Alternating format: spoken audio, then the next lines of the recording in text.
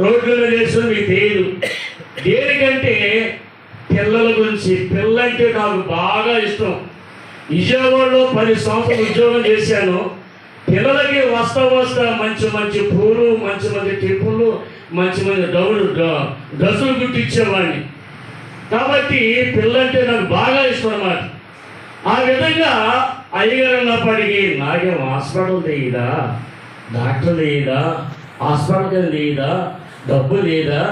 కాబట్టి దేవుడు ఏమని చెప్పేసి అయ్యగారికి హాస్పిటల్ అని చెప్పేసి అని చెప్పకుండా తెల్లజామున ప్యాసింజర్ ఉంటే దానికి పరిగెత్తుకుంటూ వచ్చిన తర్వాత మా పాస్టర్ గారు ఏంటి ఇంత తొందరగా వచ్చారని చెప్పేసి అని చెప్పేసి అంటే నేను ఏమీ మాట్లాడాలి. మీరు ఇన్నది నమ్మితే నమ్మదు నాకు చెప్పలేను. నాకు ఇక పొట్టుదల వచ్చేసి వెంటనే శ్రమ తీసుకున్నాను. శ్రమ తీసుకుని 30 ఎకరాల మామిడి తోట జూన్ నెల రోడ్డు కాతులోకి వెళ్ళిపోయి బట్టలన్నీ తీసేసి డ్రైవర్ మీద ఉండి ఆ ఇసుకలో మోకాళ్ళను ప్రార్థన చేస్తున్నా. ప్రభువా, ఆకాశం గతించిన, భూమి గతించిన, నా మాటలు గతించవన్నావు. 85 సంవత్సరంలో మారు మనసులో ఉండగా కుమ్మాని స్థానంలో పేరు చెప్పావు. పేరు చెప్పదు దెయ్యం చెప్పింది అనుకోవచ్చు. పేరు చెప్పావు కాబట్టి నాకు ఇప్పుడు కుమ్మాన్ని ఇవ్వాల్సిందే అని చెప్పేసి అని 2 గంటల సేపు పైన కాలుతుంది, కింద కాలుతుంది, పైన కాలుతుంది, కింద కాలుతుంది ఇసుక. అది ఆ తోట యజమానుడు హిందువులు. ఆయన చూసి ఆ రోడ్డు కాదు ఇదే బాబు పాస్టర్ కదా పిచ్చి పట్టిందా, మైండ్ పోయిందా, పాస్టర్లు ఎక్కడన్నా చర్చిలో ప్రార్థన చేస్తారు, ఏంటా బాబు ఈ ఎండలో వచ్చే శిశువులో కూర్చుని మోకాళ్ళ నుండి చెమట కాస్తున్నప్పుడు కూడా ఏడ్చుకుంటా ప్రార్థన చేస్తానని చెప్పేసి అని ఆయన ఒకేం అంటామన్న మాటలు కూడా నాకు వినిపిస్తా ఉంది. బిడ్డల విషయం లేటుగా పుడితే త్యాగం చేయకపోతే బిడ్డలు పుట్టరండి. చాలామందికి బిడ్డలు వాగ్దానం ఇచ్చిన పుట్టకుండా చాలామంది ఉన్నారు. ఇచ్చిన వాగ్దానం నమ్మకమే కానీ అసలు నీ దగ్గర ఎంత నమ్మకం ఉందో దేవుడు పరీక్ష పెడతాడు. కాబట్టి అట్లాగే నేను కూడా ఆ ప్రార్థనలో మోకాళ్ళ నుండి ఏడ్చుకుంటూ ప్రార్థన చేస్తాను. ప్రభువా, నువ్వు ఈ సంగతి నాకెంతనే జరిగిస్తే తప్ప నువ్వు దర్శనం చెప్పినా, స్వరం చెప్పినా నేను ఎన్నో 15 సంవత్సరాలు అయిపోయింది. ఆకాశం గతించిన, భూమి గతించిన, నీ మాటలు గతించవన్నా కాబట్టి నాతో మాట్లాడు ప్రభువా, ఆ రోజున మాట్లాడి ఇప్పుడు మాట్లాడు ప్రభు అని చెప్పేసి అని ఏడ్చుకుంటా ప్రార్థన చేస్తున్నా. వింటున్నారా? మీరు అడిగి చూస్తున్నారా? 3 గంటలకి ఎక్కువ మైక పెట్టినట్లుగా శబ్దం, నా కుమారా ఇస్సాకు, అబ్రహాములాగా నేను పరీక్షించాను, అబ్రహాములాగా నెగ్గావు కాబట్టి నీకు నేను సంతానిస్తాను, వెళ్ళు అన్నది. ఇంటికి వచ్చే ఆ 2 నెలలు వచ్చేపాటికి అమ్మగారు కక్కని దొరుకుతుంది. కక్కినప్పటికి వాంటింగ్ అవుతూ ఉంది. అప్పుడు సరే ఈ దర్శనం కరెక్టా కాదా, దేవుడు చెప్పింది కరెక్టా కాదని చెప్పేసి అని మైలు వారు హాస్పిటల్కి టెస్ట్ చేస్తారు తీసుకెళ్ళే కానీ నా సాక్షి చెబుతున్నా, అయ్యగారు కూడా ఎంత అనుభవించాడో ఆ బాధ అనుభవించాడో తప్ప ఎవరికి అర్థం కాదు. ఇప్పుడు మా 3 ఉన్నారు. అలా చెప్పి నా నోరు పోతుంది. ఇక నీకు అర్థం కాదు. రేపు గృహ కార్యక్రమాలకు కానీ, పెళ్లి కార్యక్రమాలు కానీ, ఏదో గొప్ప కార్యక్రమం కానీ మిమ్మల్ని వెనకబెడతారు. నువ్వు బిడ్డలే ఉన్నాను, బిడ్డలు లేని వాళ్ళు వెనక్కి వెళ్ళిపోతారు. అప్పుడు వేస్తారు. ఇప్పుడు మీరు వేస్తే అలాంటి మాటలు మీరు అనుభవించాను, అనిపించేస్తాను. ఏడవంటే ఒక ఆమెకు వచ్చింది, ఇద్దరికి ఇంకా రాలా. ఒక ఆమెకు వచ్చింది గర్భం, ఇద్దరికి ఇంకా రాలా. దేవుడికి స్తోత్రం. కాబట్టి ఇప్పుడు మన దేవుడు పెట్టారా హాస్పిటల్కి వెళ్ళాం. ఆ స్వకన్య ఏదో ఆ డాక్టర్ గారి పేరు, లేడీస్ డాక్టర్ వెళ్ళింది. కానీ ఆ కుర్చీలో కూర్చొని ఏడ్చుకుంటా, ప్రభువా ప్రెగ్నెంట్కి ఏమంటారు దాన్ని, ఏం రిపోర్ట్ రావాలి, పాజిటివ్. కాబట్టి ప్రభువా నువ్వు చెప్పావు నాయన. మరి ఆమె చూస్తేనేమో నాకేంటి ఒక రకంగా ఉంది, ఒళ్ళంతా తిప్పేస్తుంది, వాంటింగ్ వస్తుంది. ఈ వాంటింగ్లు ఒళ్ళు తిప్పేస్తాము ఈ 15 సంవత్సరాలు లేదు. నువ్వు చెప్పావు కాబట్టి ఖచ్చితంగా అది కనెక్ట్ అవ్వదు ప్రభా, పాజిటివ్ రావాలి, నెగిటివ్ రావడం చెప్పేసి అని కూర్చుని ఏడ్చుకుంటా ప్రార్థన చేస్తున్నా. అమ్మగారికి మొత్తానికి 1 గంటకు పిలిచారు. పిలిచిన తర్వాత లోపలికి వెళ్ళిన తర్వాత వచ్చేసింది. ఏం చెప్పారంటే ఏం చెప్పట్లామా, ఏం చెప్పారంటే ఏం చెప్పట్లా. ఇదేంటమ్మా ఏం చెప్పడం చెప్పేసి అని అనుకున్నా. కాసేపటికి ఆ స్లిప్ తీసుకొచ్చి ఇచ్చాడు. ఎంత గంట వేసుకుని చప్పడం పడుతుంది, గట్టి కొట్టాలి, విధానం కొట్టకూడదు. ఎంత గంట సేవ విధానం అయితే బిడ్డని ఒక అసలు బిడ్డల కోసమే సృష్టిని ఆయన తయారు చేశాడు. ఆయన సృష్టిలో చేసి ఇంత ఆరాధనటువంటి ఈ సృష్టిని సృష్టిస్తే దీన్ని చూసి ఆనందించేవాడు, దీన్ని చూసి సంతోషించాడని చెప్పేసి తన పోలికలో తన స్వరూపంలో దేవుడి మొట్టమొదటి మనిషిని చేశాడు. అట్లాగే సంతోషించాను, అయిపోయింది. 6 నెలలు 5 నెలలను ఆయన కబురు పంపాను. మార్కెట్ను సంస్థలు అయ్యారు. ఏంటి కబురు పంపాను.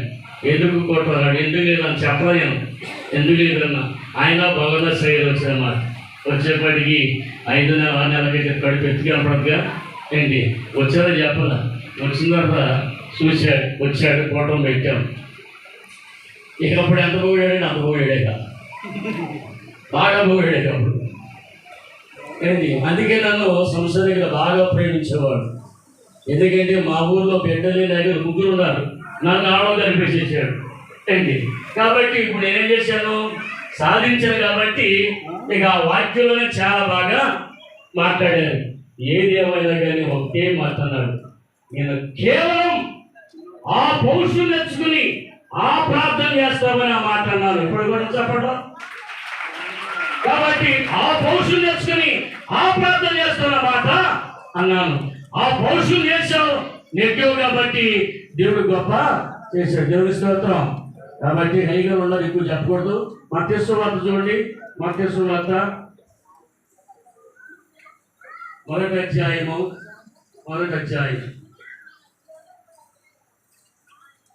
10వ వచనం చదువుకుందాం.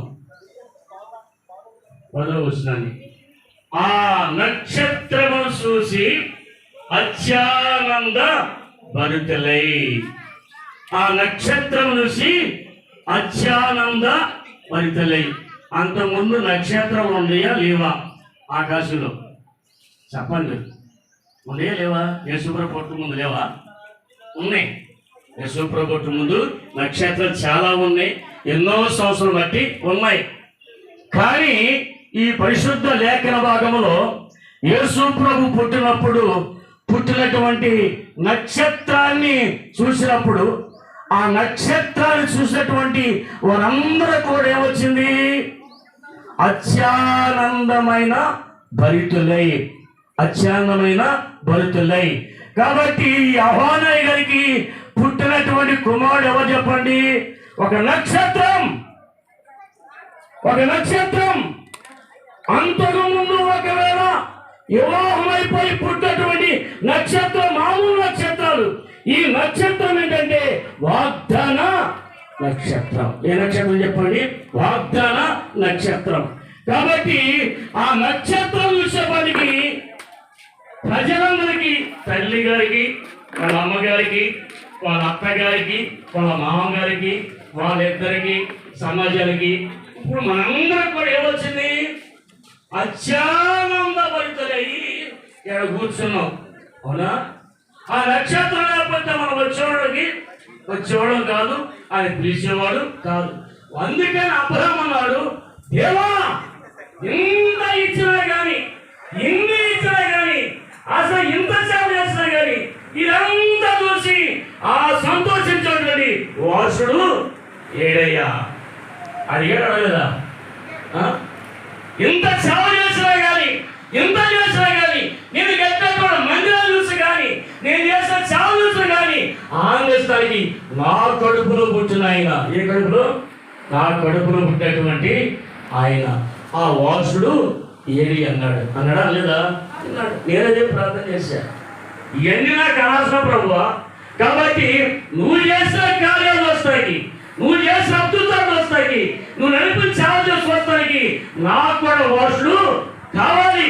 దాన్ని చూసి ఆనందించాలి. 5 జరిపోయిందో సంవత్సరం అయిపోయింది. ఆ ముగ్గురు కుమారులు నక్షత్రాలకు ఇప్పుడు ఏం చేస్తున్నారు? వెలిగించబడుతున్నారు లేదా? చెప్పాలి. ఇడుపులు నా ముద్దురుడు నక్షత్రాలాగా అయ్యగారు వారి లోకంలో ఉంచి అనేక మంది చీకటిలో ఉన్న వారిని, అనేక మంది అంధకారం ఉన్నటువంటి వారిని, అనేక మంది భయంకరటువంటి చీకటిలో ఉన్న వారిని ఒక నక్షత్రాన్ని భూమి మీద ఉంచి అయ్యగారు వెళ్ళిపోయారు. అబ్రహాముతో చెప్పిన మాట అది. అబ్రహామా చింతించొద్దు, అబ్రహామా భయపడద్దు, అబ్రహామా అవిశ్వాసపడద్దు, ఒకసారి చూస్తావా అన్నాడు. చూస్తానన్నాడు. ఏమన్నాడు? చూడు ఆకాశం వైపు అన్నాడు. ఆకాశం వైపు చూడు అన్నాడు. చూస్తే ఏం కనిపించినాయి? చెప్పాలి గడిగా. ఏం కనిపించినాయి? నక్షత్రాలు కనిపించినాయి అన్నాడా దేవుడు అబ్రహాము తనలేదా? కాబట్టి ఇప్పుడు మా చదువుకున్న వాక్య భాగంలో ఎన్నో నక్షత్రాలు ఉన్నాయి.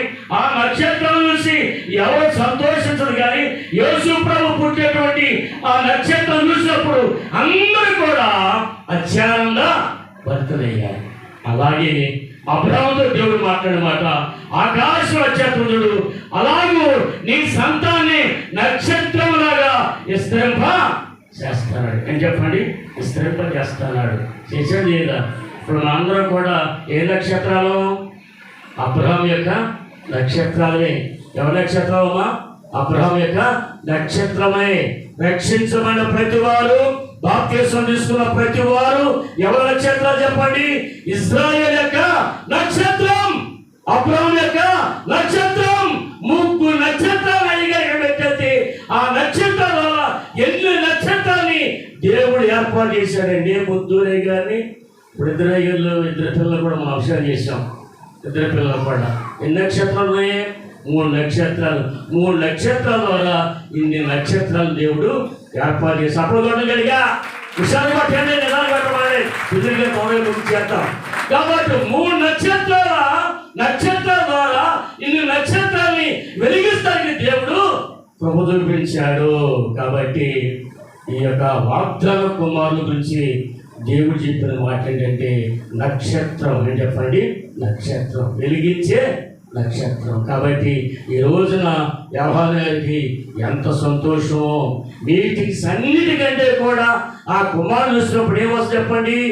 ఎక్కలేని ఆనందం. ఏకపోతే కొరిపోతుందా? నేను ఏకపోతే కూర్చున్నప్పుడు అబ్రహాం లాగా. కాబట్టి ప్రియమైన దేవుని బిడ్డలారా, బిడ్డలు లేక లేక లేక కలిగినప్పుడు వారికున్న సంతోషం, వారికున్న ఆనందం అది నాకు తెలుసు. కాబట్టి అలా ఉన్నటువంటి వారికి ఎక్కడ లేని సంతోషం. అందుకని ఆ నక్షత్రం చూసినప్పుడు వారు అత్యానంద భరితులయ్యారు. అత్యానంద భరితులయ్యారు. ఇక లాస్ట్ మాట చెప్పి అయ్యే సమయం ఇస్తాను. యెషయా మొట్టమొదట ఆ వాక్య భాగంలో యోహానయ్య గారు, యోహానమ్మ గారు, మీరు ఎట్లాగైతే మీ నాన్నగారు మీ అమ్మగారు మాటిని దేవుని యొక్క మాట ప్రకారంగా విని ఎవరైతే సమ్మతిస్తారో వాళ్ళు భూమి మీద శ్రేష్టమైన ఫలాలు అనుభవిస్తారు. ఏ ఫలాలు? ఇప్పుడు అందరూ కూడా దేనికోసం వచ్చామయ్యా? చెప్పాలి. అయ్యగా దేనికోసం వచ్చాం? మనం తినడానికి కోసం కాదు, ఆయన పెడతాకు వచ్చాం. అందరూ కూడా ఆయన పెడతాకు వచ్చాం. కాబట్టి అన్న ప్రశ్న కార్యక్రమాన్ని మనం అందరూ కూడా ప్రేమతో పిలిచారు. మనం తింటానికి కాదు, ముందు ఆయనకి పెడతాకి. కాబట్టి బైబిల్లో చెప్పిన మాట, దేవుడు యెహోవా ఎవరైతే నా మాట విని సమ్మతించిన వారు భూమి మీద ఉన్న శ్రేష్టమైన ఫలములను అనుభవించుదురు. కాబట్టి శ్రేష్టమైన ఫలములు, శ్రేష్టమైన భోజనము, శ్రేష్టమైనటువంటి ఆ యొక్క కార్యములు, శ్రేష్టమైనటువంటి ఆహారాన్ని దేవుడు ఆయనకు అనుగ్రహిస్తాకి మనందరూ కూడా ఈ స్థలములకైనా సమకూర్చాడు. కాబట్టి ఆ చిన్న బాబుకి భార్య నుండి వాళ్ళు ఏ విధంగా అయితే ఆ తల్లి మాట తండ్రి మాట ఏ విధంగా తిని దేవుని యొక్క మాటలను సమర్థించి దేవుని యొక్క అడుగుజా నడుస్తున్నారో ఆ పుట్టినటువంటి వాగ్దాన కుమారుడికి పుట్టినటువంటి ఆ నక్షత్రం కూడా చిన్నప్పటి నుంచే దేవుని యొక్క మాటలు నేర్పినట్లయితే జీవితకాలం అంతా కూడా శ్రేష్టమైన ఫలములతో, నేను చెప్పండి, శ్రేష్టమైన భూమి అయినటువంటి ఫలములు అనుభవిస్తారు. ఫలాలంటే భూమి కంటే కూడా ఫలాలే మంచి ఆరోగ్యమని. ఇప్పుడు అంతా కూడా సన్నబియ్యం పండిస్తున్నారు. సన్నబియ్యం తినమాకండి బాబు అని చెప్పేసి కాయలు మన డాక్టర్లు చెప్తున్నారు. శ్రేష్టమైన భూమి మీద పండించే ఫలాలు తినే భాగ్యాన్ని ఇచ్చాడు. కొంతమంది పండించినాక తిన్న భాగ్యాన్ని ఉంది. ఎందుకుందంటే వినకపోవటం వల్ల. ఏం చేయకపోవటం వల్ల? వినకపోవడం. అమ్మగారు ఉన్నారు, మాకేం లేదు, ఏది పెట్టిన తీసేస్తాం, ఏది పెట్టినా తినేస్తాం. కాబట్టి శ్రేష్టమైన ఫలాలు అనుభవించాలంటే మీరైనా నేనైనా ఎవరైనప్పుడు కూడా ఆయన మాట సమ్మతించి ఆయన మాట విన్నట్లయితే బ్రతికినంత కాలం కూడా ఏదైతే భూమి మీద సృష్టించాడో అదంతా అనుభవించే భాగ్యాన్ని దేవుడు ఆ బిడ్డకు అనుగ్రహించును గాక. అడిగి అబ్బాయి అనుగ్రహించును గాక. భూమి మీద ఫలం